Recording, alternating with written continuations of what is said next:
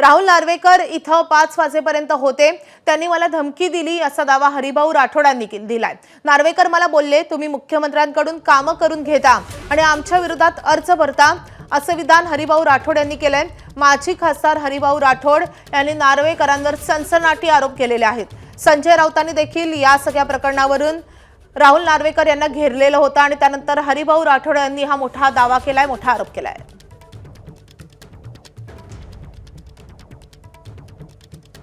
मला जर उद्या काही झालं तर हे सगळं टीव्हीमध्ये रेकॉर्ड आहे, कॅमेरामध्ये रेकॉर्ड आहे, ते बोलले ते म्हटलं बघा तुम्ही अध्यक्ष तुम्हाला शोभत नाही आहे, तुम्ही संविधानिक पदावर आहात, तुम्ही ते त्या कार्यकर्त्यासारखे फिरून राहिले, आत बाहेर जाताय, काय चाललंय तुमचं? म्हटलं साहेब तुम्हाला शोभत नाही आहे, तुमचे सगळे प्रिव्हिलेज मी काढून घेईल, तुम्हाला माहीत आहे ना साहेब, तुम्ही मला फाशीवर चढू शकता म्हटलं।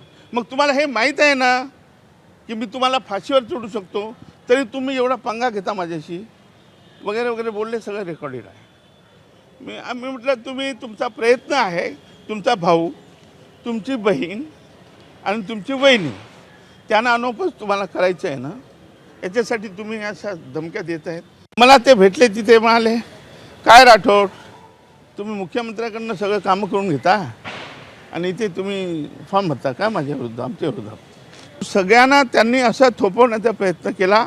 तिथे काउंटरवर सांगितलं सावकाश तुम्ही तपासा, तुम्ही घाई करू नका।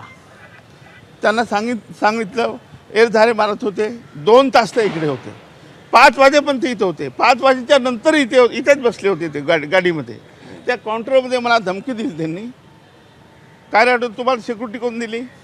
त्यांनी DCPला फोन केला, जॉईंट सिव्हिल यांना, काय कुठं क्रायटेरिया आहे म्हणे यांचा, तुम्ही सिक्युरिटी दिली? साहेब मी म्हटलं नंतर मला जीवे मारण्याची धमकी आहे, त्यासाठी मला सिक्युरिटी दिली आहे। ABP माझा, उघडा डोळे बघा नीट।